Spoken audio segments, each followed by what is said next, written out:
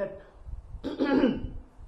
à toutes les sœurs de combat, au TEP à tous les frères de combat. Je suis une fois de plus là ce soir pour passer du temps avec vous, un temps de communication, un temps de révélation, un temps de dénonciation. Cela me tient beaucoup à cœur parce que c'est un sujet sur lequel, je vais vous entretenir ce soir, est un sujet sur lequel j'ai profondément médité. Et je me suis dit qu'il était important d'en parler. Le sujet porte sur la question d'infiltration. Donc, le danger de l'infiltration en milieu kamite.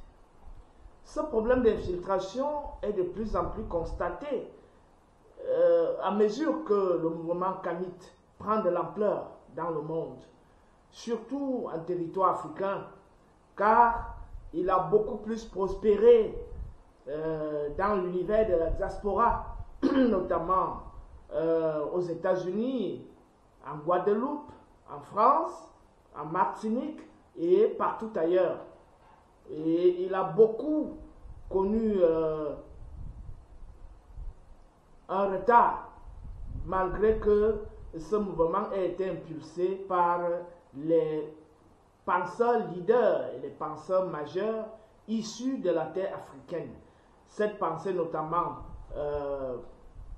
structurée, élaborée, structurée et promue par le grand savant Cheikh Anta Diop ainsi que sa suite, a beaucoup plus vu sa prospérité s'étendre vers l'univers de la diaspora. Depuis quelques années, ce mouvement est en train de véritablement prendre de l'ampleur sur la terre africaine à travers une jeunesse de plus en plus consciente et à travers des leaders, des jeunes leaders en Afrique qui ont porté le flambeau. Je ne m'en vais pas dire que des aînés comme Bokbasson n'ont pas assez fait leur travail, ils ont suffisamment fait leur travail. Je ne m'en vais pas dire que des aînés comme Ndumbi Fakoli, Obenga n'ont pas suffisamment fait leur travail. Mais leur travail était beaucoup plus en vue dans l'univers de la diaspora. Aujourd'hui, ce travail est en train de prendre véritablement de l'ampleur sur la terre africaine.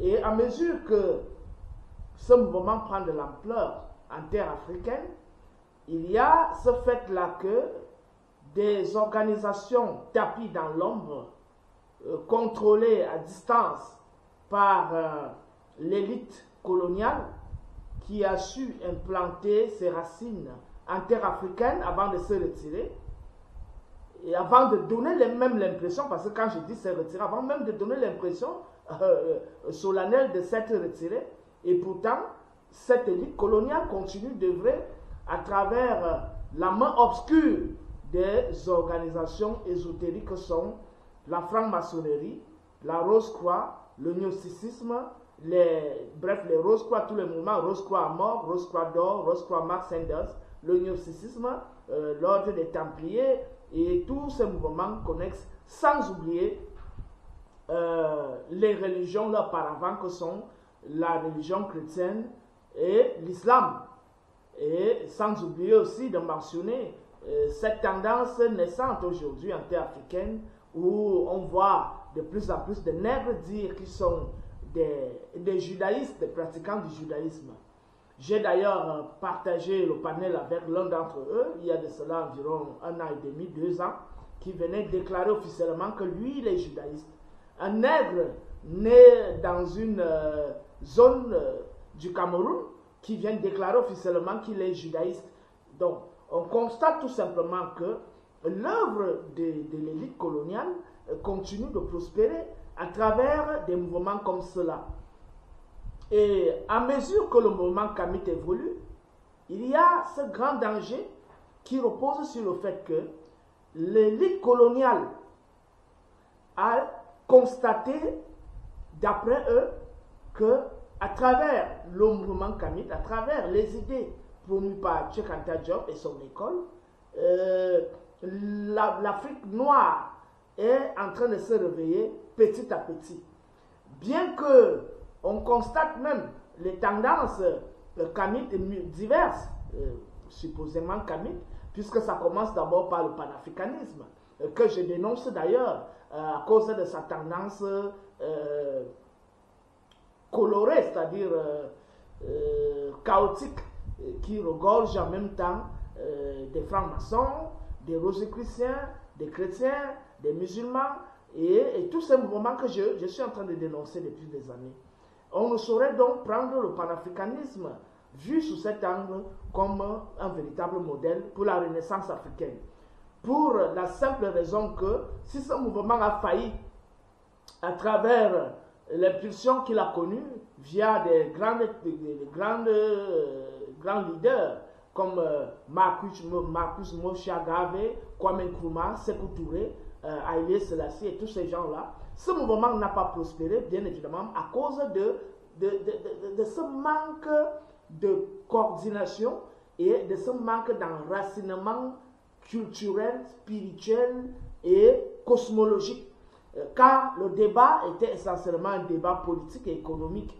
Et lorsque le débat se limite à ce niveau, on aurait l'impression à un certain moment, comme on peut le constater notamment avec le Mali, avec la Centrafrique, avec le Burkina Faso, que bien que des individus se lèvent pour dire que bon, ils sont contre la France-Afrique et qu'il faut botter la France hors de l'Afrique, et y compris toutes ses officines, ce mouvement est un mouvement superficiel dans la mesure où il continue de promouvoir même les idées coloniales qui ont prospéré pendant au moins 200 ans au cœur du peuple noir, notamment les mouvements maçonniques, les mouvements chrétiens, rosicruciens, qui cachent des notions telles que le libéralisme, la démocratie, la tolérance, les libertés individuelles, les libertés des minorités,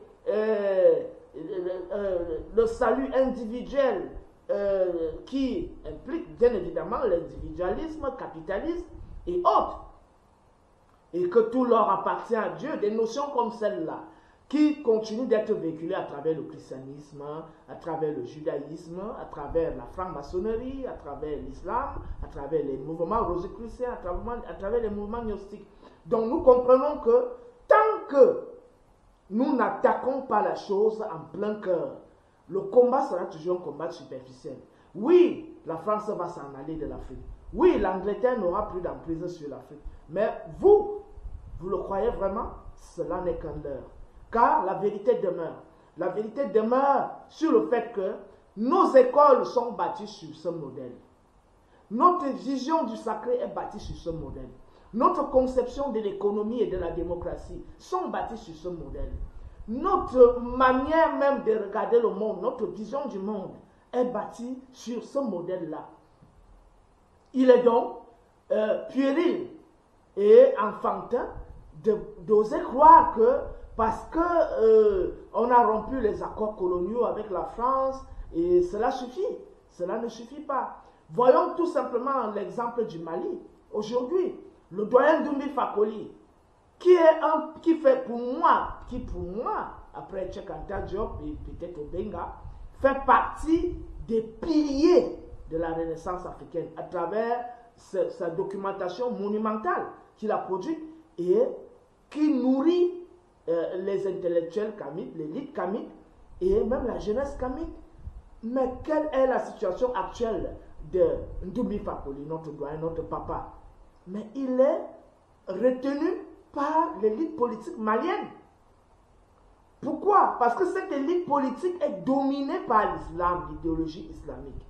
Et d'après eux, l'islam fait partie de leur vie.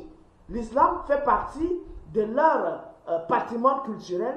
L'islam fait partie de leur ADN. Et donc, il est impossible de critiquer l'islam. On ne peut pas critiquer l'islam tout simplement parce que cet islam est, d'après eux, l'idéal. C'est-à-dire, cet islam renferme la doctrine la plus élevée, la plus pure, la plus élaborée, la plus structurée de de toutes les religions. Et par conséquent, quiconque oserait critiquer cet islam devrait payer tous les pots cassés, hein, devrait porter la charge de toutes sortes de, comment on peut appeler, de rengaines, de rancœurs. Et on voit aujourd'hui, depuis des mois, Ndoumbi Fakoly est retenu, malgré tous les efforts que la justice essaie d'exercer pour sa libération. Il continue d'être retenu parce qu'il y a la main noire derrière des monarchies du Golfe qui ont un véritable contrôle sur le plan idéologique sur l'élite malienne, l'élite politique malienne. À cause de quoi? Parce que cette élite politique est musulmane. Et donc, il est hors de question que un doyen comme Ndoumbi Fakoly vienne critiquer l'islam et dise à cette jeunesse que nous avons commencé à encourager dès le départ. Hein? Nous avons dit, waouh, la jeunesse est vraiment en train de se réveiller, la jeunesse africaine se réveille. Le Mali, les jeunes officiers maliens, enfin ils vont libérer l'Afrique. Mais alors, nous avons constaté, avec grand désarroi, que cette jeunesse malienne, cette élite politique malienne, était fortement influencée par l'islam. Au point où un grand doyen, un grand leader comme Ndoumbi Fakoly aujourd'hui se retrouve marginalisé, se retrouve retenu arbitrairement. C'est vraiment déplorable pour nous qui militons pour cette cause. C'est vraiment déplorable. Et nous constatons tout simplement que leur combat, leur dit combat, leur supposé combat est un combat superficiel. Dans la mesure où cette élite elle-même pourrait se retrouver en train de se faire manipuler tôt ou tard à cause de l'idéologie dans laquelle cette élite est ancrée. Et laquelle idéologie n'est pas ancrée dans la mémoire historique, la mémoire collective, dans le sacré d'après la vision africaine du monde, dans la conception africaine de la spiritualité, dans la conception africaine du divin, dans la conception africaine de la science, dans la conception africaine de la politique, dans la conception africaine de l'économie, dans la conception africaine de l'organisation sociale. Ces gens même, à travers certains idéologues qui continuent de nourrir leur inconscient et leur conscience, vont jusqu'à croire que l'islam est d'origine africaine, qu'en réalité l'islam ne contredit pas la tradition africaine. Mais lorsque Ndoumbi Fakoly, notre doyen, notre leader, veut essayer de montrer que ce n'est pas le cas, alors il fait objet de toutes les poursuites judiciaires. Et il faut donc lancer ce message officiel ce soir, ce message solennel ce soir, que quiconque oserait continuer de s'opposer au mouvement kamite ne fait pas partie de ceux qui militent pour la renaissance africaine. Que ce soit une élite politique qui lutte contre la France, ça c'est son problème. Nous ne nous reconnaissons pas dans cette élite politique qui mène la chasse contre les kamites. Je le dis officiellement ce soir. Moi, Tot Abonné, je ne me reconnais pas dans l'élite politique qui mène la chasse contre le mouvement kamite, qui est le véritable pilier pour la renaissance africaine. Cette élite politique ne serait rien d'autre que sous l'emprise d'une manipulation secrète et qui repose essentiellement sur les intérêts de certains États, peut-être des monarchies du Golfe et autres, qui aimeraient continuer d'avoir une emprise sur l'Afrique en donnant l'impression que nous nous débarrassons de l'élite coloniale et pourtant les premiers colons de l'Afrique ce sont les Arabes. Les premiers colons sur le plan idéologique, ce sont les Arabes. Mais d'où vient-il que nos frères à nous ne reconnaissent pas cela? Mais tout simplement parce qu'ils sont moulés dans les écoles coraniques où on leur enseigne des pseudo-idéologies, une pseudo-histoire qui leur dit que non, vraiment, l'islam ne s'est pas répandu par la force et que, bon, nous ne refusons pas. Je n'ai jamais parlé officiellement contre le principe de l'islam. Jamais. Parce que, dans une certaine mesure, je constate qu'il y a certains points communs que nous partageons avec l'islam, notamment la polygamie, ce qui est une bonne chose. L'islam promeut des valeurs rigoureuses, ce qui est une bonne chose, mais la vertu, bien évidemment, l'islam promeut la promotion de la vertu, bien évidemment. J'ai côtoyé beaucoup d'amis qui étaient musulmans à l'époque, qui étaient vraiment des bonnes personnes. Mais le problème qui se pose, c'est que lorsque un musulman, on est en face d'un musulman, et qu'on lui parle de l'Égypte pharaonique, qu'on lui parle du livre des morts, du livre de sortir à la lumière, il dit que ce sont les livres des hérétiques et que le pharaon était un démon et que c'était... Voilà là où ça coince. C'est-à-dire qu'on peut être d'accord sur certaines valeurs éthiques, mais lorsqu'on va entrer dans la profondeur de la philosophie et de la spiritualité africaine, ça crée des antagonismes. On ne peut donc pas évoluer à rang dispersé, bien que de manière superficielle, on aurait l'impression que les normes éthiques se retrouvent de part et d'autre. L'idéal aujourd'hui, c'est de construire une pensée africaine homogène sur la base de la parenté génétique des langues négro-africaines, sur la base de l'unité rituelique, culturelle de l'Afrique noire, démontrée par les travaux de Cheikh Anta Diop, bien évidemment, sur la base d'une histoire commune du peuple noir, qui remonte au-delà de l'islam, au-delà du christianisme, au-delà du judaïsme, au-delà de toutes les influences étrangères. L'Afrique a une histoire commune. C'est là l'enjeu. Et tant que nous ne sommes pas unis, tant que nous ne constituons pas une âme collective bâtie sur les mêmes valeurs, la même vision du monde, la même conception du sacré, la même conception de la science, la même conception de la politique, la même conception de l'économie, même la notion de l'unité africaine demeure un leurre, car cette unité africaine serait bâtie sur des sables mouvants. Étant entendu que beaucoup continueront d'être des francs-maçons, c'est-à-dire au service de l'ordre maçonnique mondial, qui continueront d'être des rosicruciens, des gnostiques, c'est-à-dire toujours au service de l'idéologie de l'ancienne élite coloniale. Ils continueront d'être sous la prise de la domination romaine à travers le christianisme romain. Ils continueront d'être sous la domination des mouvements évangélistes qui ne sont rien d'autre que des sous-traitances de l'idéologie maçonnique néolibérale. Et sans oublier le côté de l'islam qui continue de présenter la prépondérance des sites arabes, de l'idéologie arabe, de la vision arabe, et qui continue d'avoir une réelle emprise sur nos consciences. Car la véritable domination, elle est d'abord idéologique. La véritable domination, elle est d'abord dans la pensée. Tant que nous n'avons pas évacué cette domination idéologique, cette domination spirituelle, je vous jure, toute question portant sur la Renaissance africaine n'est qu'un leurre, n'est qu'une illusion. Donc, nous perdons notre temps sur des faux débats. Bon, je ne peux pas... Je le dis tout simplement parce que lorsque je vois par exemple ce qui se passe au Mali, ça me démontre effectivement que ça peut être tout simplement une diversion. Oui, on veut nous libérer du joug colonial et des anciennes officines coloniales, nous sommes d'accord. Mais si nous commençons déjà à nous attaquer à ceux qui font la promotion de l'âme africaine, de la vision africaine du monde, nous ne sommes pas dans le vrai combat. Nous sommes dans un petit combat éphémère. Et imaginez que cette élite passe.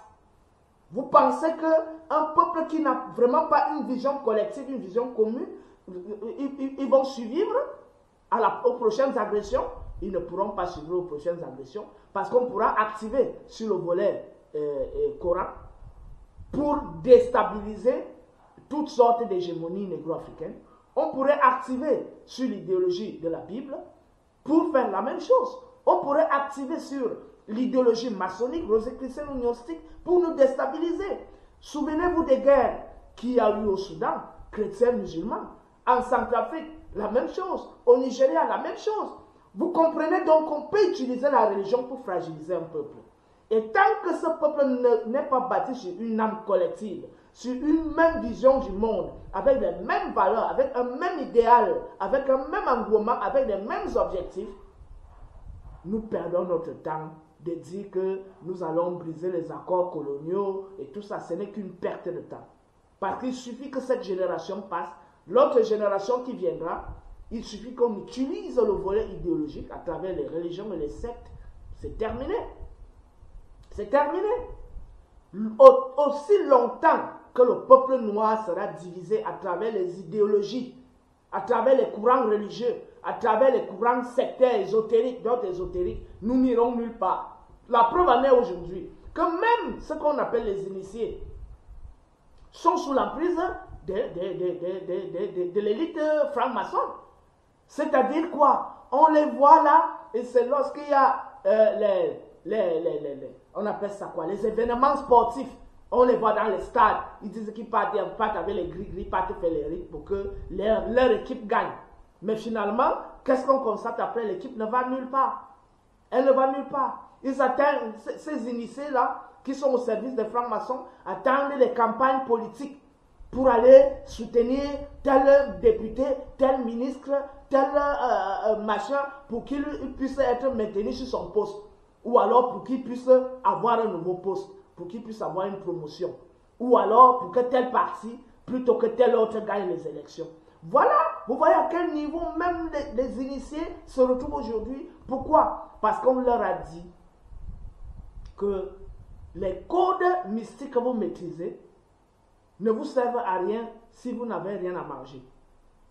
Mettez-les au service de nos ambitions et nous, on va vous donner de temps en temps quelques millions pour que vous puissiez survivre. Est-ce ça l'idéal pour la Renaissance africaine? Est-ce que vous voyez à quel niveau les initiés africains sont bornés aujourd'hui? Il n'y a que quelques rares comme les Ndumbi Fakoli qui maîtrisent les vrais enjeux de la Renaissance africaine. Quelques rares, je parle des initiés bien évidemment.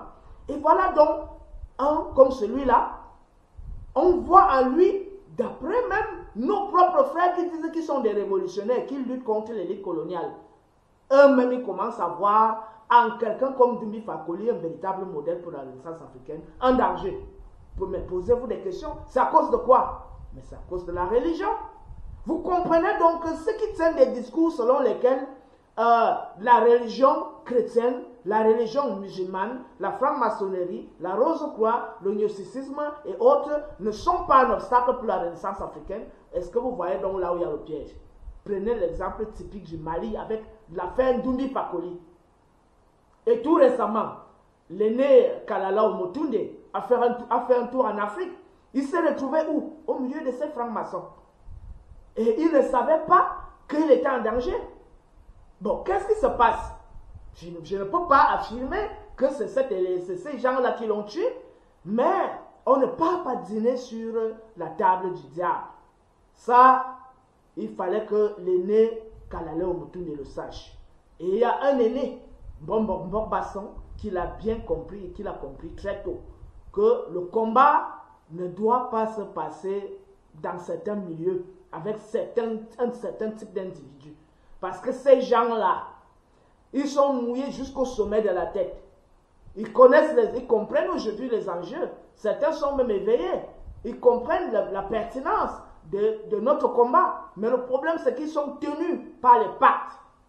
Et non seulement ils sont tenus par les pactes mystiques qu'ils ont eu à tisser, en plus, ils ont subi beaucoup de choses dans leur corps, dans leur âme, qui les empêchent de faire marche arrière. Certains sont même allés jusqu'à perpétuer ça sur leur génération, sur leur progéniture. Et vous pensez que cela peuvent bien penser, peuvent penser positivement de tout ce que nous voulons produire dans le sens de la Renaissance africaine? Certains nous donneront l'impression qu'ils sont avec nous, mais ils regardent d'abord tout ce qu'ils ont eu à subir. Ils regardent tous les pactes qu'ils ont tissés, et plus encore, ils regardent leurs intérêts égocentriques. Ici et maintenant, je veux le pouvoir, je veux l'argent, je veux être puissant. Voilà leur idéal. Ils ne sont pas dans les projections futures. Car s'ils étaient dans les projections futures, ils ne mettraient pas, ils n'inscriraient pas leurs enfants dans la franc-maçonnerie, dans la Rose-Croix et dans tous ces mouvements. Vous comprenez donc qu'ils ne sont pas là pour le futur. Ils sont là pour pérenniser leur intérêt égocentrique d'après la logique capitaliste égocentrique. Voilà donc aujourd'hui le vrai problème que nous avons. Et c'est à cause de cela que Pour nous neutraliser, ils ont opté pour la tactique de l'infiltration. Pourquoi l'infiltration? Ils nous infiltrent tout simplement parce que ils se disent, si cette jeunesse parvient à cet idéal qu'elle va atteindre, nos tendances, l'arbre sur lequel nous reposons, cet arbre sera scié à la base et nous allons nous écouler, nous et nos grands maîtres gourous qui nous promettent des choses grandioses, qui nous promettent de nous élever au firmament, être l'étoile brillante sur tout l'univers, être ceci, être cela. Ils nous font toutes les grandes promesses du monde. Or, ce n'est pas à eux de nous faire des promesses. Ce n'est pas à l'élite occidentale qui est l'élite coloniale. Ce n'est pas à elle de nous faire des promesses à travers les cercles maçonniques, kabbalistes et autres. Ce n'est pas à cette élite de nous faire des promesses. C'est à nous-mêmes de nous faire nos promesses, car l'Afrique regorge d'énormes richesses. Car l'Afrique a d'énormes ressources humaines. Car l'Afrique a une spiritualité très ancienne, très élaborée, très puissante. Nous n'avons pas besoin d'eux. Prenez le cas de la Russie aujourd'hui. Oui, on dit, oui, la Russie a agressé un État souverain, nous sommes d'accord. Nous ne sommes pas pour l'agression des États souverains. Mais il y a un autre revers. C'est qu'avant l'agression, qu'est-ce qui s'est passé? Bon, je close cette page parce que mon propos ne va pas essentiellement vers les questions d'ordre politique. Mais il faut quand même comprendre que les États qui ont construit un certain niveau d'autonomie sur le plan économique, aujourd'hui s'en sortent très bien, même si ces États sont sous sanction. Voilà l'enjeu. Et cette identité nationale est aujourd'hui au cœur de toutes les préoccupations, même des pays dits démocratiques. Il y a cette tendance partout. On a vu Matteo Salvini en Italie. On voit Marine Le Pen en France, même si de temps en temps on constate qu'elle joue un double jeu. Aux États-Unis, il y a les nationalistes. On voit le cas de Donald Trump. On voit des cas, ces cas sont multiples, même au cœur de l'Union européenne. Il y a des tendances comme Viktor Orban, il y a des tendances comme la Serbie et autres, la Bulgarie, qui ont une posture particulière vis-à-vis des tendances néolibérales et libertistes. Donc notre problème aujourd'hui, c'est que ceux qui veulent adopter cette tendance, qui veulent être dans cette tendance, je parle des Européens, ils sont libres de faire ce qu'ils veulent chez eux. Mais il est temps aujourd'hui que les Noirs prennent conscience des enjeux géopolitiques futurs. Et ces enjeux géopolitiques, on ne peut faire face à ces enjeux que lorsqu'on a compris la nécessité de l'enracinement culturel, la nécessité de la véritable maîtrise de l'histoire de l'Afrique, de l'histoire authentique, de l'histoire non falsifiée de l'Afrique. La nécessité de la connaissance de la spiritualité profonde et multimillénaire de l'Afrique. La nécessité de la connaissance de la conception africaine de l'économie, de la conception africaine de la science, de la conception africaine de l'organisation sociale. Donc, le rôle de l'infiltration, activé, actionné par nos propres frères, qui sont dans ces loges, dans ces religions, a pour but de nous diviser, de continuer de nous diviser. Aujourd'hui, ils sont déjà allés très loin jusqu'à prendre le contrôle de nos initiés, sur nos initiés. Hein? Ils ont le contrôle aujourd'hui sur nos initiés. Nos initiés sont à leur service, au lieu d'être au service de la construction de l'Afrique future. Pourquoi nos initiés sont à leur service? Parce que beaucoup de nos initiés sont incultes. Bref, ils ne connaissent pas les enjeux géopolitiques actuels. Ils ne sont pas suffisamment cultivés. Ils maîtrisent les codes, les manipulations des énergies. Ils maîtrisent les plantes. Ils connaissent la force des astres et autres. Mais il leur manque un problème de culture. Et c'est ça le véritable problème. Et au-delà de ça, il y en a certains même qui sont cultivés. Il y a des professeurs qui sont en même temps des initiés, mais qui sont cultivés, mais qui ont d'abord commencé par fréquenter ces loges-là. et qui ont cultivé un ego surdimensionné qui les empêche aujourd'hui de travailler pour le bien-être collectif. Ils ne travaillent que pour leur propre bien-être. Donc, ils sont dans un opportunisme conjoncturel où il faut faire des rituels à tel député, il faut faire des rituels à tel ministre, il faut faire des rituels pendant la période de la CAN, il faut faire des rituels pendant la période des élections présidentielles. Vous voyez, ça dit qu'ils savent que ce qu'ils font là, ça va leur rapporter là immédiatement. Ils ne font pas des projections vers le futur. Ils n'ont pas une vision projetée. Ils ne regardent pas vers l'horizon. Ils regardent, leur nez est pointé vers la terre, ici et maintenant. Donc ils s'en foutent des générations futures. Et donc ces initiés, qu'est-ce que nous jeunes, nous autres pouvons faire? C'est nous rapprocher d'eux et leur présenter les enjeux. Nous savons aussi que ça nous courons des dangers parce que en allant le faire, certains qui sont déjà habitués à recevoir 2 millions, 5 millions, 10 millions, 20 millions suite à un rituel qu'il allait faire, certains d'entre eux iront même encore nous dévoiler nos secrets chez les francs-maçons en leur disant voilà, ces jeunes sont venus mais ils nous prennent pour qui? Nous sommes au service de l'État. Mais de quel modèle étatique? Les initiés, oui, ils doivent être au service de l'État, mais quel type d'État l'Afrique a-t-elle besoin aujourd'hui? Quel type d'État? L'héritage colonial? Nos États doivent être bâtis profondément dans les valeurs culturelles, dans le modèle africain de la politique, dans le modèle africain de la spiritualité. Ces États doivent avoir pour horizon la vision africaine du monde et pour fondement les valeurs morales, spirituelles et scientifiques de la pensée africaine. C'est ça notre problème. Oui, on doit être au service de l'État. Oui, les philosophes doivent être au service de l'État. Oui, les initiés doivent être au service de l'État. Les artistes doivent être au service de l'État. Parce que l'État est une âme collective qui a pour but la promotion des valeurs collectives et la promotion du bien-être collectif. Là, je suis d'accord. Mais nos États actuels, cet héritage colonial, doit être réformé profondément. Et voilà le but, l'objectif, l'idéal que je propose.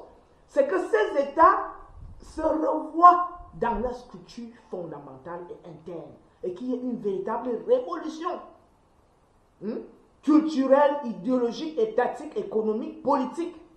Voilà la proposition que la jeunesse canique propose aujourd'hui. Et donc nous ne sommes pas contre nos initiés, nous ne sommes pas contre l'élite politique, mais nous demandons à ces initiés et à cette élite politique de prendre conscience de la nécessité de la refonte des institutions coloniales en vue du rétablissement des institutions purement africaines. Pas vers l'objectif d'un renfermement sur soi, mais vers l'objectif d'un enracinement vers ses propres valeurs, d'un épanouissement vers le progrès, notamment à travers l'adaptation au contexte géopolitique qui s'offre à nous, aux défis géopolitiques qui s'offrent à nous.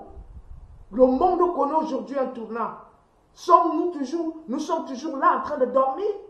Voilà aujourd'hui donc que nous proposons ce modèle. Mais nous constatons que beaucoup de nos aînés, profondément aliénés et profondément habitués à recevoir des choses à gauche, à droite, de temps en temps, dans des événements ponctuels, se complaisent dans cette situation et l'avenir ne leur importe peu. L'avenir leur importe peu. Et c'est la raison pour laquelle j'ai donc décidé d'aborder ce thème portant sur la question d'infiltration. Et pourquoi ils infiltrent? Pas parce qu'ils ignorent, bon, il y a beaucoup d'initiés qui ignorent les enjeux géopolitiques actuels. Mais certains initiés cultivés, qui ont lu Cheikh Anta Diop, qui ont lu Obenga, qui ont lu Dumbi Fakoli, qui ont lu Amama Zamba, qui ont lu Molefi Kete Asante, qui ont lu même Kalala Omotunde, qui ont lu Umdigi, qui ont lu Mbok Basson, qui ont lu tous ces gens, ils savent bien. Mais le problème, c'est qu'ils se complaisent dans la situation dans laquelle ils se retrouvent. Et par conséquent, étant inaptes, incapables de tourner le dos à cela, car cela leur coûterait leurs économies, leur cupidité économique, financière et autres, ils préfèrent donc tout faire pour neutraliser le mouvement Kami à travers le phénomène d'infiltration. Ils créent donc des groupuscules qu'ils forment parce que cette élite intellectuelle, parmi lesquelles on trouve certains initiés, a pour but la division au sein du mouvement Kami. On va donc retrouver certains qui vont vous dire que le christianisme est d'origine africaine, que l'Éthiopie, qu'il y a les nègres juifs, des nègres hébreux, et que la Bible même ne parle que le langage de l'Afrique.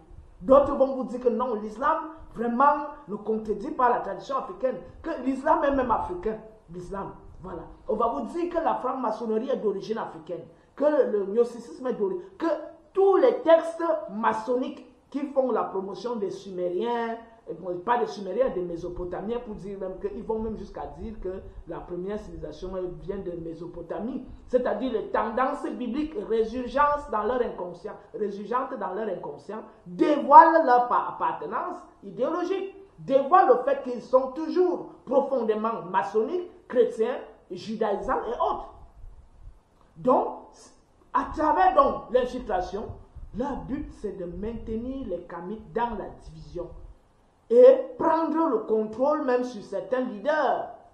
Parce que pour prendre le contrôle sur certains leaders, il faut qu'on leur propose beaucoup d'argent et qu'on leur propose des postes stratégiques. Il y a même des groupes qui disent que bon, c'est eux qui parlent de la Renaissance africaine, ils sont basés partout au Cameroun, ils ont des lieux, ils ont des bibliothèques, ils disent que c'est eux qui parlent au nom, alors qu'en réalité c'est des francs-maçons cachés. C'est d'ailleurs la raison pour laquelle vous ne me verrez jamais dans ces milieux, parce que je me méfie d'eux et je sais qui ils côtoient. Bon, est-ce qu'il faut les fuir indéfiniment? Non, il ne faut pas les fuir indéfiniment, mais il faut déjà savoir qui ils sont en réalité. Vous allez me demander de citer les noms, je ne suis pas là pour citer les noms, mais ce sera à vous de détecter qui sont les infiltrés. Les buts et les objectifs de l'infiltration, premièrement, c'est pour nous maintenir divisés. Deuxièmement, c'est pour éliminer les têtes de proue, afin que le mouvement Kamite n'aille nulle part. Ou alors, la troisième option, c'est de créer un pseudo-mouvement Kamite qui intègre la pourriture idéologique reposant sur l'idéologie maçonnique, rosicrucienne, gnostique, chrétienne et musulmane. C'est-à-dire une mosaïque, créer une mosaïque, c'est-à-dire une apparence de kamitologie ou de kamitisme, mais en réalité qui voile la franc-maçonnerie, qui siège à l'intérieur de ce mouvement, qui voile les tendances chrétiennes, musulmanes, islamiques, gnostiques et autres, qui s'y cachent. Or, lorsqu'ils savent qu'il y a des personnes éclairées, qui peuvent débrouiller, c'est-à-dire porter la lumière, ces personnes deviennent donc des personnes à être cooptées, à être financées au maximum. Mais restons en état d'alerte. Nous ne fuyons pas les aînés qui viennent vers nous parce qu'ils veulent travailler avec nous. Nous acceptons de travailler avec eux, mais il faut faire très attention. D'abord, il faut être détaché du matériel. Il faut au maximum être détaché du matériel. Il ne faut pas croire que ta tendance kamite ou ton aura de kamite ou leader kamite puisse faire de toi un futur millionnaire ou un futur milliardaire. Parce que le combat que tu mènes, ce n'est pas pour les millions ou pour les milliards. Oui, il faut survivre, c'est vrai, mais ne mets pas cela en avant. Ce que tu dois mettre en avant, c'est la promotion de la sécurité de nos enfants que nous sommes en train d'engendrer. Si vous ne voulez pas militer, lutter pour l'avenir, arrêtez de faire les enfants. Vous ne pouvez pas faire les enfants et tous les jours vous ne cherchez que vos intérêts. Ça veut dire que vous n'avez rien compris sur le rôle de père et de mère que vous exercez. Si vous êtes père et mère, vous êtes obligé de vous consacrer et de vous sacrifier pour les générations futures. Le combat que nous menons, c'est pour les générations futures. Ce n'est pas pour nous. Oui, ce n'est pas pour nous. Les anciens, Cheikh Anta Diop, s'il vivait aujourd'hui, il aurait plus de 90 ans. Nous avons quel âge? Ils ont fait ce qu'ils ont fait, c'était pour nous. Nous, aujourd'hui, ce que nous devons faire, c'est pour les générations futures. Ce n'est pas pour chasser, courir derrière l'argent et la gloire. C'est l'erreur que beaucoup de kamites font aujourd'hui. Et ils se font détourner de leur chemin parce qu'on leur a proposé ceci, et parce qu'en réalité, c'est des gars qui n'étaient même pas préparés à être des leaders. Ils sont entrés dans le tas par mouvance, par tendance, par mode, effet de mode. Et ils en profitent pour jeter la poudre aux yeux et dire qu'ils sont des kamites et qu'on doit les suivre. Si j'étais de cela, mais depuis 15 ans que je suis dans ce combat, j'aurais déjà les duplex partout. Mais le combat que je mène, c'est une mission que j'ai ressentie en moi dès ma prime enfance. Parce que je ne me suis jamais retrouvé dans ces idéologies étrangères. Et une fois que je suis tombé sur Civilisation ou barbarie de Cheikh Anta Diop, en 2006, tout ce que je cherchais s'est dévoilé clairement à moi. Parce que d'ailleurs, je ne mettais pas mes pieds à l'église. On me forçait d'y aller. J'ai refusé les prénoms qu'on m'a donnés. J'ai accepté, j'ai préféré qu'on m'appelle par mon nom. Ceux qui me connaissent très bien le savent. J'ai toujours refusé les prénoms blancs qu'on m'a donnés quand j'étais enfant. Donc depuis ma prime enfance, on m'a toujours appelé abonné. Jusqu'aujourd'hui, ma famille, toute ma famille m'appelle abonné. Donc voilà autant de preuves qui montrent qu'il y a quelque chose qui m'animait depuis la prime enfance. Et donc, je ne peux pas me retrouver en train de trahir ce combat qui est pour moi comme une mission, qui est pour moi un accomplissement de mon existence actuelle. Je suis en train d'accomplir mon existence actuelle. Je suis né pour mener le combat que je mène aujourd'hui. C'est la raison pour laquelle je ne cours pas derrière les gens. Quand je dois être dans l'opulence, je vis dans l'opulence. Quand il arrive pendant les petites périodes de difficulté, je supporte les difficultés. Je n'ai pas l'avidité de la gloire et du matériel. Ça peut arriver qu'on me soit reconnaissant, que les kamites commencent à s'engager, peut-être à sponsoriser les projets que je propose. Mais ce n'est pas pour m'en faire les poches. C'est pour que ces projets soient visibles. Ils viennent eux-mêmes, ils voient ce qui se passe sur le terrain. Donc le rôle de l'infiltration, c'est de neutraliser de manière globale le mouvement de la Renaissance africaine. Maintenant, la deuxième question, c'est qui sont les infiltrés? D'où sortent-ils? Les infiltrés sont essentiellement des personnes qui ont d'abord une certaine psychologie, une certaine nature, qui ont certaines prédispositions.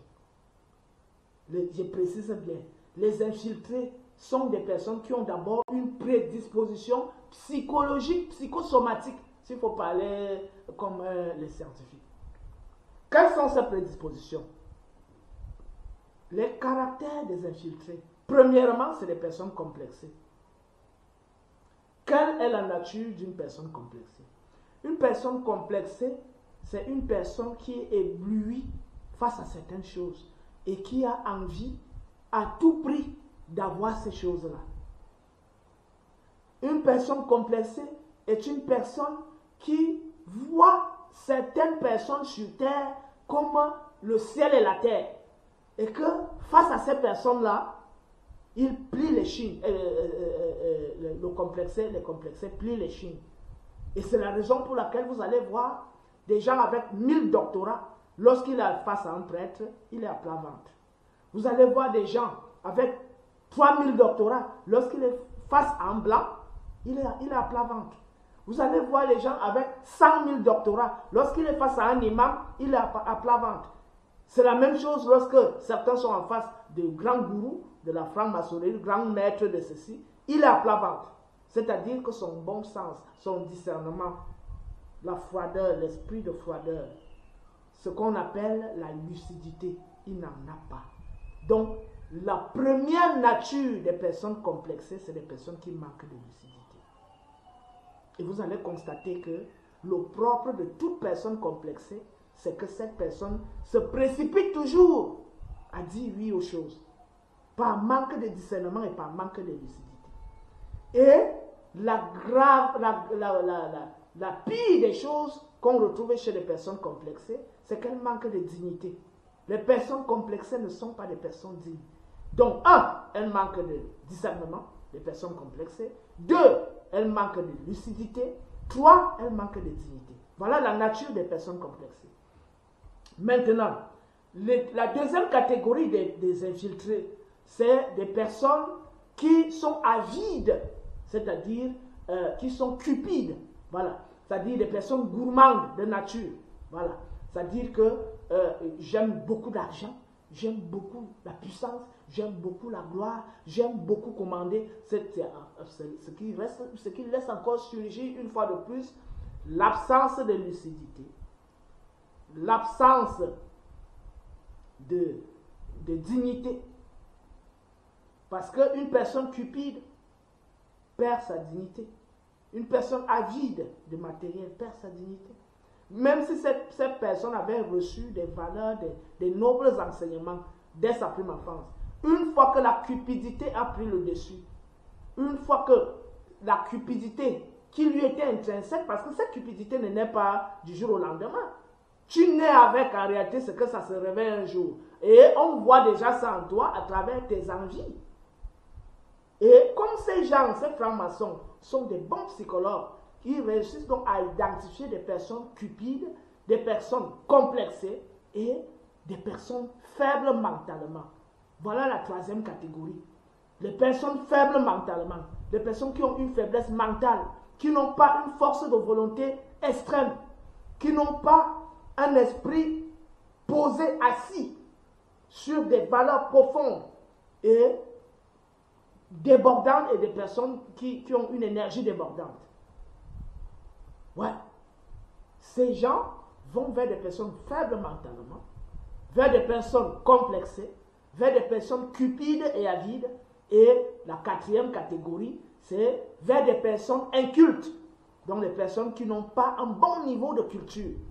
Voilà les 4 catégories qui intéressent donc les infiltrateurs, c'est-à-dire les personnes choisies dans le tas pour infiltrer. 1, c'est les personnes complexées.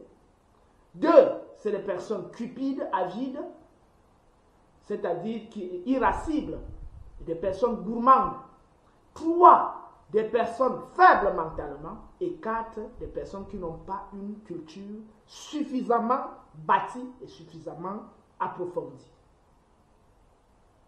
Quand vous avez compris donc les caractéristiques, les 4 modes d'être des personnes qu'on choisit pour l'infiltration, vous allez comprendre la suite. Cela fait donc que lorsque ces 4 catégories de personnes que j'ai citées se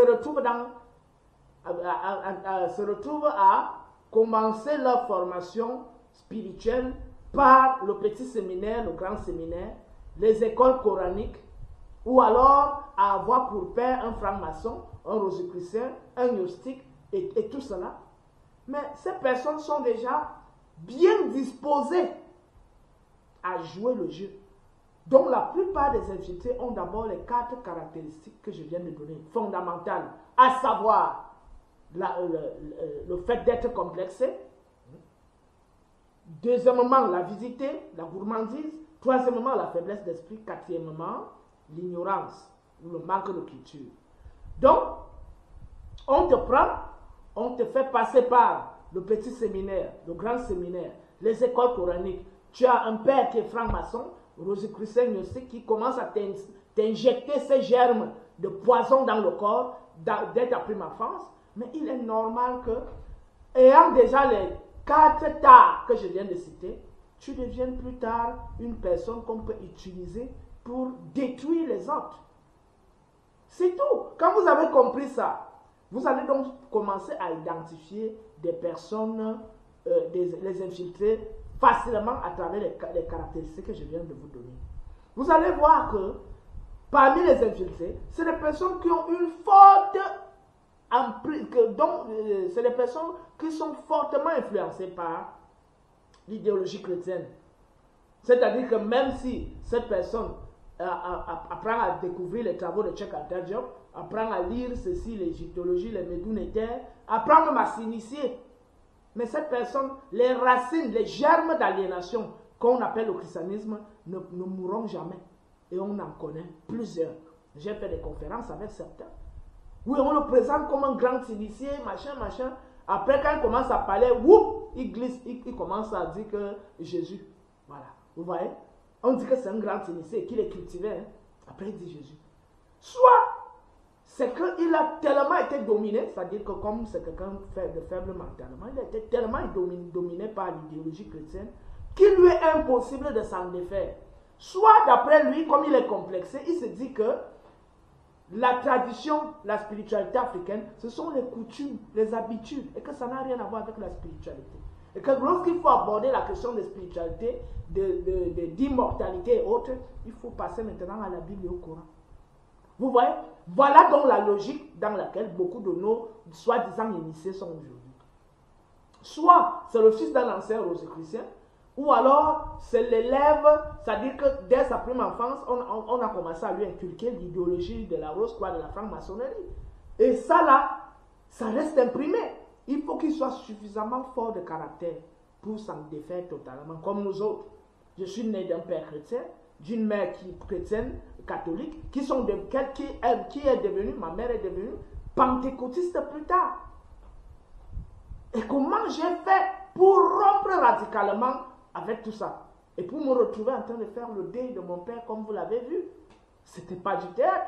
Ce qui était là, tout ce qui était là. Et même le cérémoniel. Tous ceux qui savent que tout ce qui était pratiqué était très puissant, était authentique, était vrai. Donc, je ne sais pas pour dire que je suis l'unique modèle. Il y en a plusieurs. Il y a l'aîné Mbok Basson qui a opéré la rupture radicale. Il y a le doyen Ndoumbi Fakoli il y a plusieurs exemples. Il y a le Sèche Kobi Rekmire que tout le monde connaît.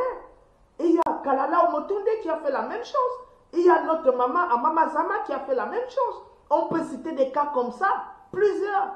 Comment pensez-vous qu'on ne peut pas être africain si on n'est pas accroché à la Bible, au Coran ou aux idéologies maçonniques, aux histoires des Atlantes, des hyperboréens ou à la civilisation soit sumérienne qui serait antérieure, ces pseudo-idéologies qui continuent de hanter même l'univers kamite. On trouve ces gars, ces pseudo-kamites dans les réseaux sociaux qui vous disent que vraiment le culte des ancêtres, c'est la sorcellerie, qui vous disent qu'il ne faut pas faire des sacrifices d'animaux, alors que la spiritualité a des contextes et des niveaux, chaque réalité à son niveau. Tout cela a sa place. Tout dépend de la réalité à laquelle tu es confronté. Prenons un exemple.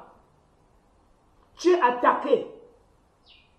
Quelqu'un a pris peut-être tes cheveux, la sorcellerie, qui vous disent qu'il ne faut pas faire des sacrifices de quelque part. On va te dire que purifie simplement ton cœur et que les cheveux qu'on a bloqués dans la bouteille, là, la bouteille va exploser. Vous voyez des imbéciles comme ça, ils disent qu'ils sont hautement spirituels.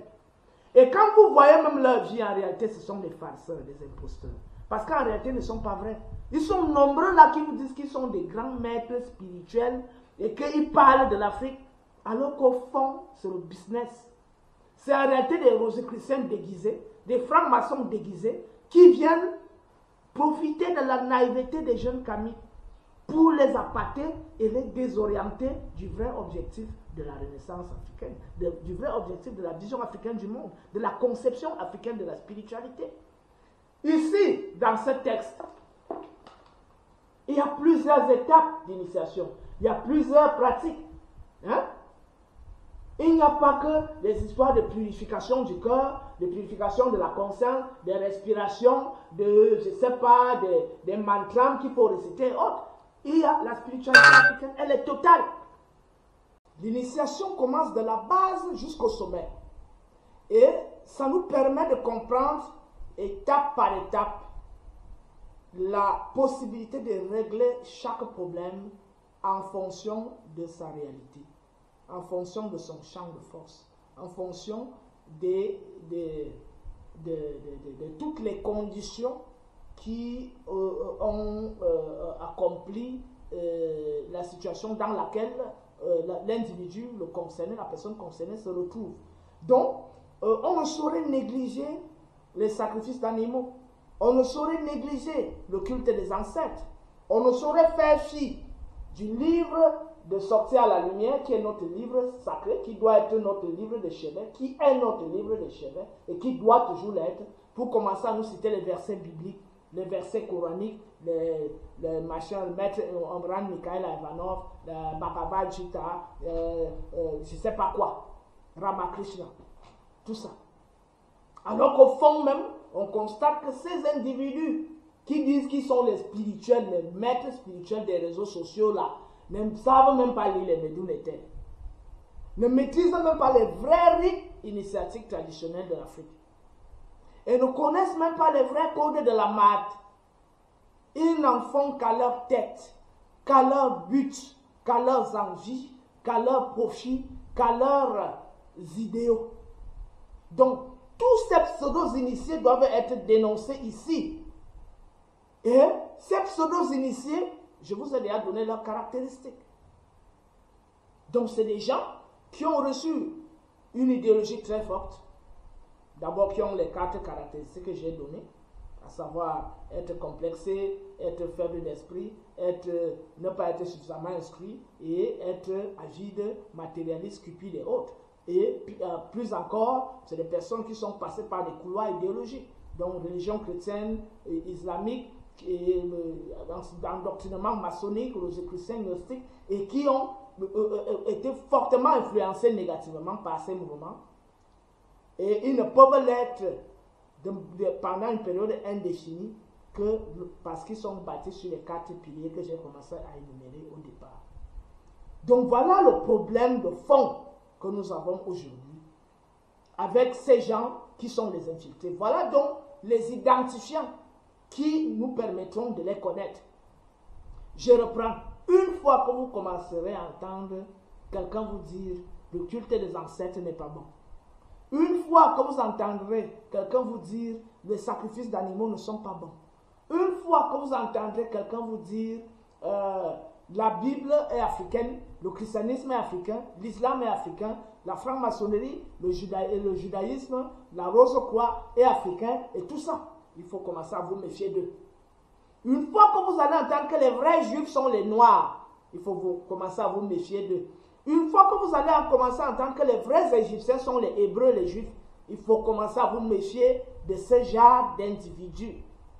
Ils constituent un grave danger pour le mouvement kamite. C'est la même chose que j'ai commencé à dénoncer concernant ceux qui soutiennent le mouvement d'Akhenaton. Et sur cette ligne, je suis en ligne droite avec Ndoumbi Fakoli là-dessus. J'ai suffisamment montré la perversion et la véritable histoire telle que nous relatée à nous par Manéthon, par Lysimac, par Appion, par l'autre là, comment on l'appelle encore, Chairémon et autres, qui étaient des prêtres égyptiens. C'est eux qui nous disent ce qui s'est passé. C'est pas ce que les égyptologues contemporains, avec les fantasmes qu'ils ont sur la tombe de Toutankhamon, sur Akhenaton et autres, parce que ces gens ont des filiations. À travers la lignée maternelle, ils ont des filiations sémites. Je l'ai suffisamment montré dans la série de vidéos sur l'origine du christianisme et la série de vidéos sur lumière sur la supposée homosexualité entre Seth et Horus. Je suis revenu sur ça, sur le leurre de la vérité sémito-arienne. Je suis revenu sur ça, sur l'intitulé, l'autre série de vidéos que j'ai faite sur les mensonges des Sétiens, kabbalistes et autres. J'ai démontré suffisamment l'histoire d'Akhenaton sur la base de la documentation. Qu'effectivement, ces personnes que certains intellectuels kamites aimeraient mettre en avant comme c'est lui, les réformes et autres, et j'ai précisé que les hymnes à Aton n'atteignent pas la cheville des hymnes à Amon. L'aîné, le Sèche Kovi Redmire, avait fait des exposés sur Akhenaton. Bon, je n'étais pas d'accord avec lui, mais il a fini par quand même reconnaître que les hymnes à Amon étaient d'une profondeur nulle autre pareille, puisqu'il a fait un live sur ça. Et là j'étais très content de constater que le grand frère l'aîné était toujours sur la ligne droite. Et d'ailleurs, il n'a jamais dévié. C'est quelqu'un qui est resté vrai.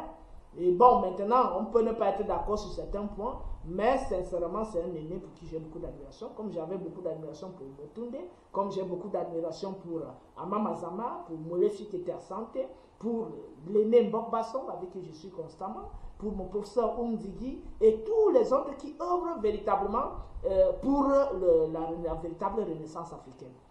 Donc, je suis ici pour dénoncer les infiltrés. Et si vous voulez, si vous voulez. Je peux donner quelques noms, mais si je commence à donner quelques noms, ça va créer des polémiques au sein du mouvement Kamit. Mais je peux déjà vous dire, tous ceux qui soutiennent Akhenaton bec et ongle, méfiez-vous d'eux. Tous ceux qui disent que la Bible, le christianisme est africain, méfiez-vous d'eux. Tous ceux qui disent que l'islam est d'origine africaine, méfiez-vous d'eux. Tous ceux qui disent que la franc-maçonnerie, la Rose-Croix est d'origine africaine, méfiez-vous d'eux. Nous, on dit, on soutient la thèse selon laquelle tous ces mouvements ont emprunté certains aspects de notre spiritualité, mais les ont inversés, c'est-à-dire les ont pervertis et les ont falsifiés. Donc ce n'est pas un enseignement qu'ils ont acquis de ligne droite, c'est un plagiat, tout simplement. Car si effectivement les gens qui ont créé les mouvements maçonniques, judaïques, chrétiens, musulmans et autres avaient reçu l'enseignement de ligne droite des prêtres d'Amon de Karnak, cela aurait été clarifié. Je l'ai d'abord d'ailleurs démontré dans la série de vidéos sur l'origine du christianisme, où je montre que les prêtres d'Amon de Karnak ont toujours combattu les envahisseurs et ont toujours eu beaucoup de recul vis-à-vis de ceux qui venaient d'ailleurs et voulaient venir s'infiltrer dans les choses internes. Ils ont peut-être reçu les initiations des prêtres égyptiens qui étaient dans la zone de la Méditerranée, notamment à Avaris, peut-être dans certaines zones comme Memphis et autres. Mais à Thèbes, c'était le centre névralgique de la spiritualité africaine, le temple d'Amon de Karnak. Et tous les prêtres d'Amon étaient radicalement opposés aux envahisseurs. C'est d'ailleurs la lutte qu'ils ont menée pendant toute l'histoire de la civilisation négro-africaine. Jusqu'aux Ptolémées. Les révoltes des prêtres d'Amon contre les Ptolémées. Il y en a même certains qui se sont proclamés pharaons sous le règne de Ptolémée. Je l'ai démontré suffisamment dans la série de vidéos sur l'origine du christianisme et sur la série de vidéos intitulée Lumière sur la supposée homosexualité entre sectes et terroristes. Je l'ai suffisamment démontré que ce ne sont pas les prêtres d'Amon, c'est-à-dire les véritables dépositaires du pouvoir sacré, le centre névralgique, ce n'est pas eux qui ont donné ces choses.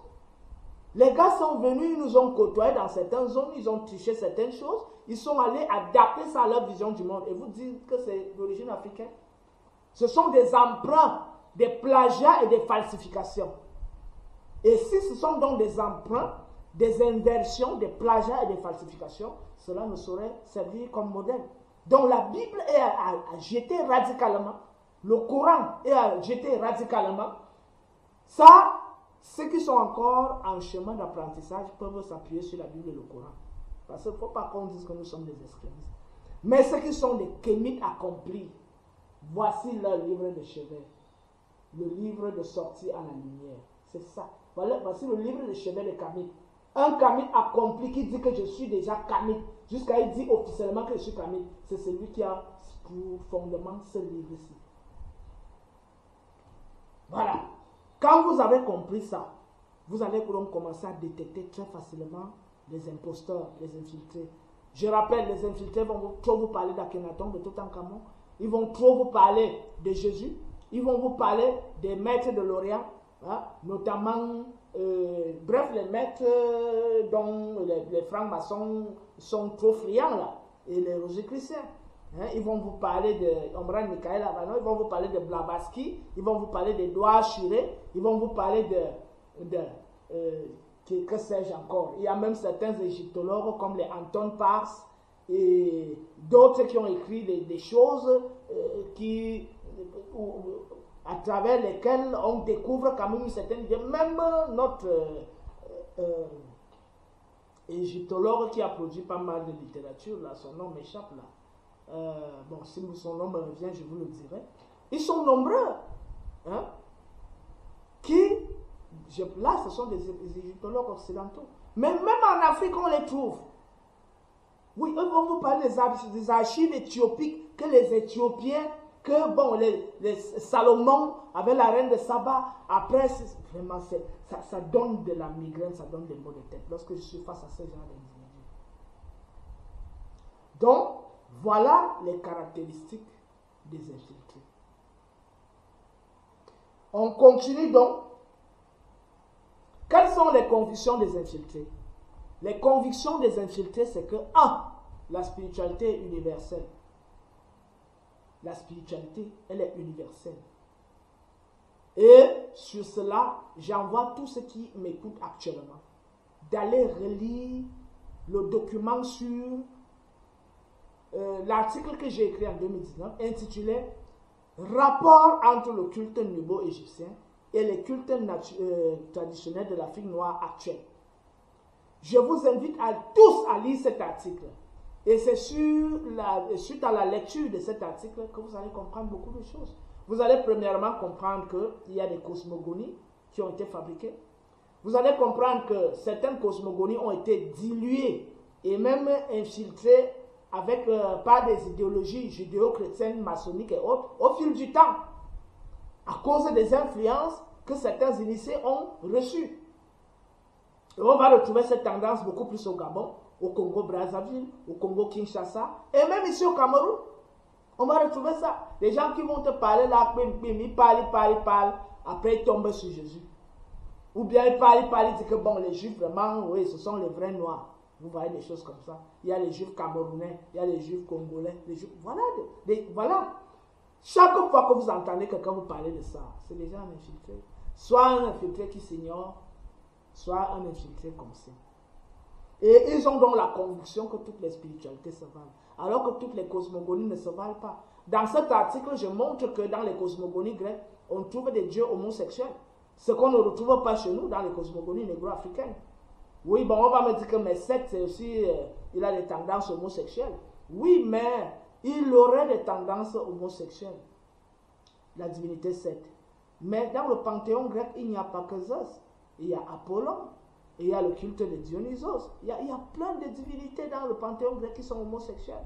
Seth fait partie des divinités du désordre, du chaos. Alors que Zeus, dans le panthéon grec, est le Dieu suprême, qui est le modèle. C'est-à-dire ce Dieu homosexuel est érigé en modèle. Et c'est la même chose donc que les Sémites et les Occidentaux ont opéré lorsqu'ils sont entrés en contact avec la spiritualité négro-africaine. Qu'est-ce qu'ils ont fait? Ils ont pris la divinité Seth pour l'ériger en modèle. C'est-à-dire que cette divinité correspond à leurs mœurs à eux. Ils ont délaissé Osiris, ils ont délaissé Maat, ils ont délaissé Amon-Ra, ils ont délaissé toutes ces divinités qui œuvrent beaucoup plus pour l'équilibre, l'harmonie, l'ordre et l'équité, pour choisir Seth et Apophis. Et vous allez constater, je l'ai démontré encore dans la série de vidéos sur Lumière, sur la supposée homosexualité entre Seth et Horus, où je montre qu'ils ont choisi pour figure emblématique Seth et Apophis. La preuve, certains rois Ixos s'appelaient même Seth. Certains s'appelaient Apophis. Et même quand vous voyez dans la Bible, on vous dit, c'est Seth qui est le fils élu d'Adam. Donc, vous comprenez que quand ils sont entrés en contact avec nous, ils ont pris le côté obscur. C'est-à-dire que le côté qui est pour nous devait servir de, comment on peut dire ça, de perfectionnement. C'est-à-dire que Seth, il fallait dompter les énergies de Seth pour pouvoir s'élever en tant qu'Horus. Et ces énergies de Seth, ce sont des pulsions sexuelles, des pulsions désordonnées. Voilà. C'est de ça qu'il est question. Des pulsions désordonnées pour s'élever vers l'intuition, vers la vision lucide, vers la limpidité de l'esprit, vers la translucidité de l'esprit. Il faut dompter les pulsions sexuelles, les énergies sexuelles négatives. La sexualité négative, parce qu'il y a aussi la sexualité alchimique. En réalité, c'est une alchimie qui doit s'opérer. Partir de la bestialité vers l'envol aurique. C'est ça le mystère. Mais eux, ils ont inversé, c'est-à-dire qu'ils ont maintenant mis la bestialité en avant, au point aujourd'hui d'ériger l'homosexualité en modèle, au point aujourd'hui d'ériger la pédophilie en modèle, au point d'ériger le lesbianisme en modèle, au point d'ériger toutes les antivaleurs en modèle. Vous voyez donc cette spiritualité inversée qui est aujourd'hui au premier plan de la pensée occidentale. Et vous comprenez donc qu'on ne saurait dire que ce qu'ils disent, ce qu'ils nous ont enseigné à travers leur Bible et leur Coran et machin, est en phase avec notre... Il est vrai que le Coran est contre l'homosexualité. Il est vrai même que dans la Bible, on l'interdit. Mais le problème avec la Bible, c'est qu'il y a ce qu'on appelle la seconde alliance avec Jésus. qui a pour disciple bien-aimé l'apôtre Jean. Voilà. Et c'est même Jésus qui est dans la Trinité masculine, le Père, le Fils, le Père masculin, le Fils masculin, le Saint-Esprit masculin. Parce que c'est ce Saint-Esprit qui a fusionné Marie. Si le Saint-Esprit était féminin, ça veut dire que même ce Saint-Esprit est lesbien. Mais ce Saint-Esprit est obligé d'être masculin.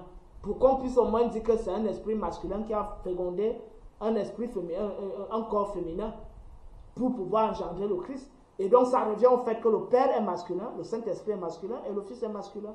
N'est-ce pas une triade homosexuelle? Donc voilà cette tendance perverse qui se faufile déjà dans la doctrine chrétienne sans que les gens ne s'en rendent même compte. Donc, le panthéon grec ne grouille que d'homosexualité. La trinité chrétienne n'est que représentative d'une triade homosexuelle, parce que la trinité africaine, c'est Osiris, Aset, Aïsata, Isis, et Horo, Heru, Horus, c'est-à-dire le Père, la Mère et le Fils. Laquelle trinité elle-même repose sur une trinité beaucoup plus primordiale, à savoir Ta, le Père, Sekhmet, la Mère, et Nefertum, le Fils. Est-ce que vous voyez la perversion et la déviation des pôles? On ne saurait donc revenir vous dire que le christianisme est africain. On ne saurait ramener la Bible, on ne saurait ramener même le Coran, qui sont aux antipodes de la logique fondamentale matriarcale de la pensée africaine. Donc voilà la problématique de fond. Et c'est là où vous découvrez donc les infiltrés, les imposteurs. Donc la spiritualité ne saurait donc être universelle, parce que si elle l'était, tous les codes reposeraient sur le principe matriarcal de l'univers. Car le premier principe est féminin et le masculin dérive du féminin. Le chromosome Y dérive du chromosome, le chromosome XY dérive du chromosome XX. Et il faut faire maintenant l'étude approfondie sur l'ADN mitochondrial et l'ADN nucléaire. Vous allez aboutir à la même réponse. Dans les cosmogonies même négro-africaines, on vous dit ce qui est au commencement, c'est nous ou Nun, la matrice. Et Atum jaillit de Nun. Vous ne comprenez pas quoi? Ce qui est à l'origine, c'est nous. Parce que Imana, on ne sait pas ce que c'est. C'est l'insondable, c'est l'inconnaissable. Mais la matrice cosmique, c'est nous ou Nun. Et c'est de Nun que jaillit Atum, Ra. La même chose, c'est de Nout que jaillit Osiris. C'est de Geb et Nout, c'est-à-dire de Nout. Et quand on voit même le schéma, on se rend compte que Nout occupe plus d'espace que Geb. Parce que Nout enveloppe Geb. Allez revoir le schéma Geb et Nout, vous allez constater que Nout, les mains de Nout vont au-delà des mains de Geb, et les pieds de Nout vont au-delà des pieds de Geb. Donc, le féminin, le principe féminin est prépondérant, et c'est de ce principe féminin que jaillit le masculin. Et quand vous irez plus loin, vous verrez que la femme a le clitoris, qui est le membre viril chez elle. Et en plus du clitoris, elle a le vagin, que l'homme n'a pas.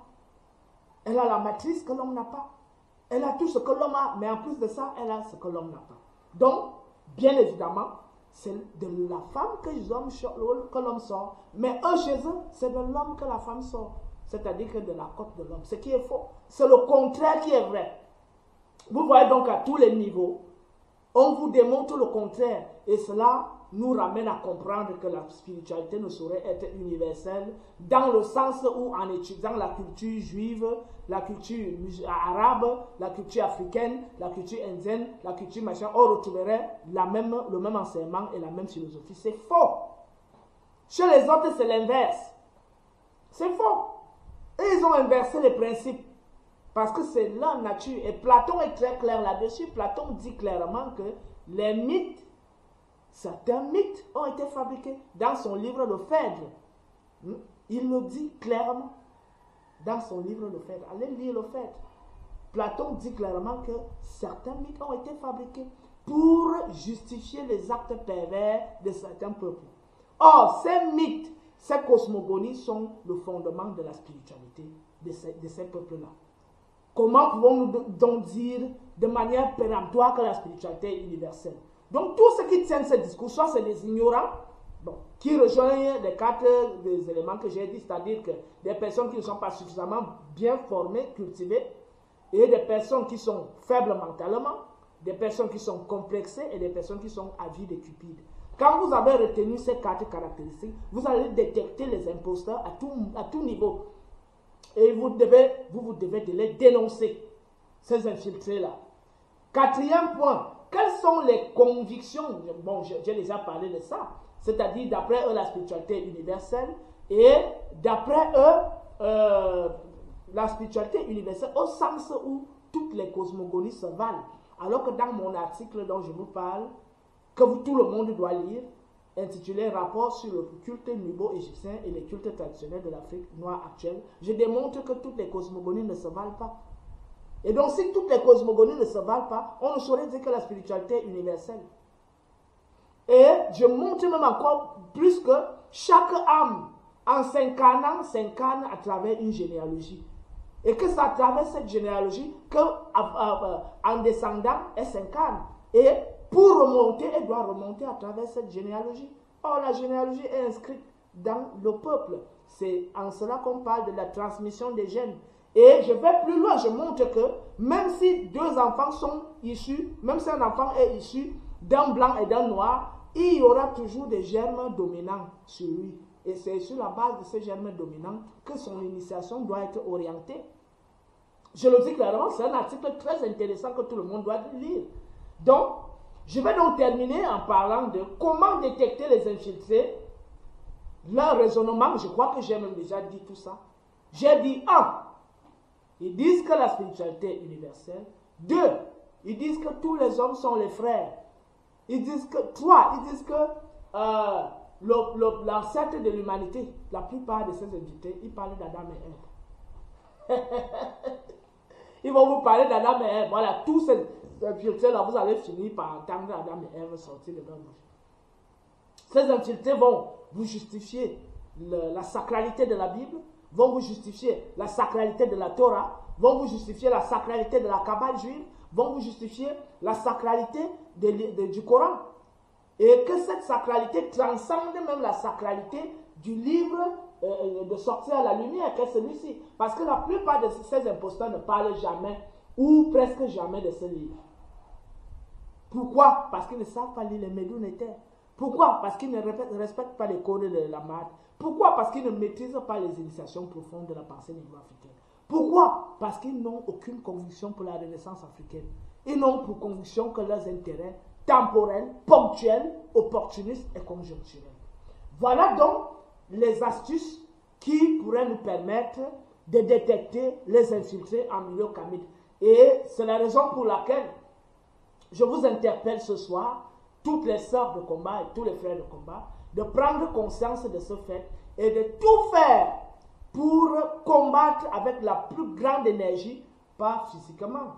C'est sur la base des arguments, sur la base de démonstrations scientifiques, sur la base des preuves historiques, archéologiques, sur la base de la maîtrise des médounétaires, de la maîtrise des textes sacrés africains, sur la base de la connaissance de la spiritualité, des principes de la spiritualité africaine, sur la base des expériences pratiques de la spiritualité africaine et sur la base de la culture, de l'amour, de la vérité, de la justice, de l'équité et de l'harmonie. Voilà là où le combat doit se reposer. Le combat ne doit pas être un combat fanatique. Il doit se reposer sur un argumentaire scientifique clair, avec des preuves claires et avec des démonstrations claires.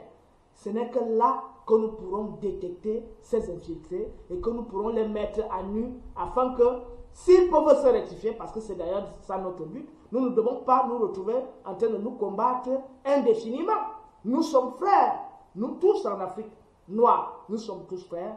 Même nos frères francs-maçons, même nos frères rosicruciens, même nos frères gnostiques, même nos frères musulmans, même nos frères chrétiens, dès qu'ils reviennent sur le fondamental qu'est notre texte sacré, et qu'ils pratiquent fondamentalement ce texte sacré en suivant surtout le chapitre 125, la confession négative, et en respectant nos ancêtres, qu'on appelle les Man, les Aku, les Imaku, les Maakeru, même dans les textes des pharaons, on en parle. Et Annie dit, il est clair,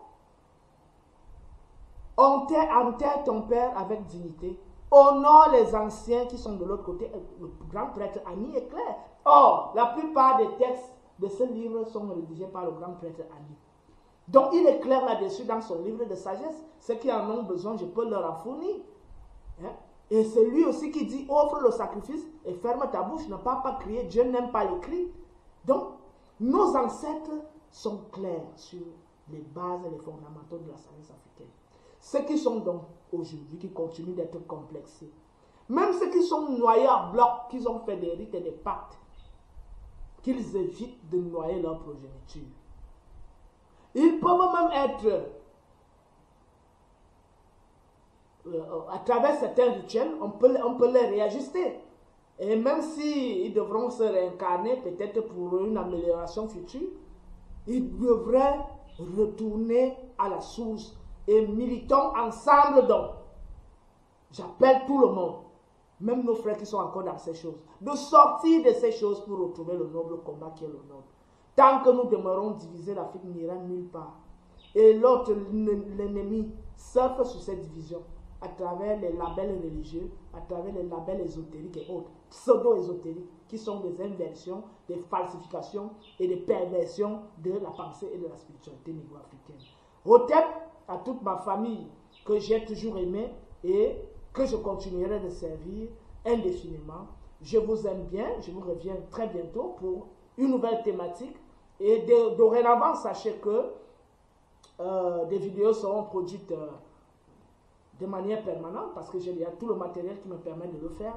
Donc au moins une fois par semaine, il y aura une nouvelle vidéo. Voilà les bonnes nouvelles que je vous apporte pour l'année 2023.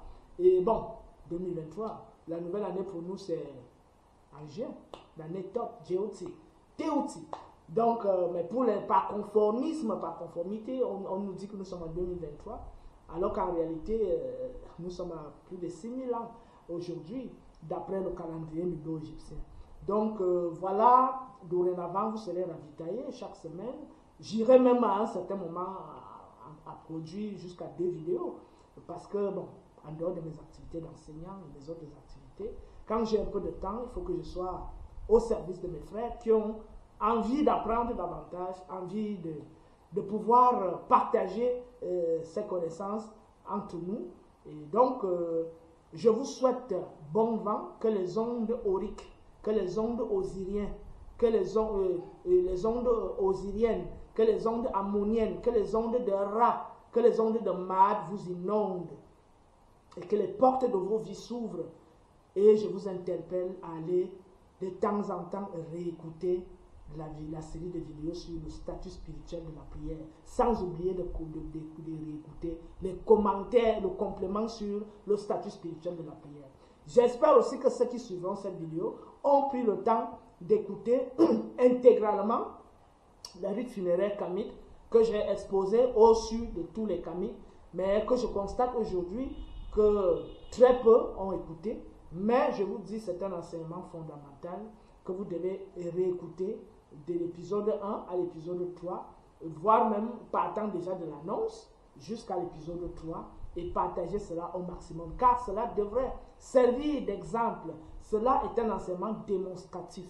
Là, je ne fais pas que bavarder, je ne fais pas que parler, j'enseigne par les preuves, par des actes. Et cela doit donc servir d'inspiration à tous nos frères. Et nous sommes ensemble, nous continuons de travailler ensemble pour la promotion de nos valeurs. Et je peux donc vous dire que dorénavant, je serai là constamment pour qu'on s'entretienne de temps en temps. N'oubliez pas d'aller à la description, il y a les contacts là-bas pour pouvoir me joindre. Il y a le contact WhatsApp et le numéro personnel. Via ces 2 contacts, vous pourrez me joindre. Hotep à tout le monde, que Maat soit avec vous, que Ra vous illumine et que Horo vous instruise et vous inspire. Hotep.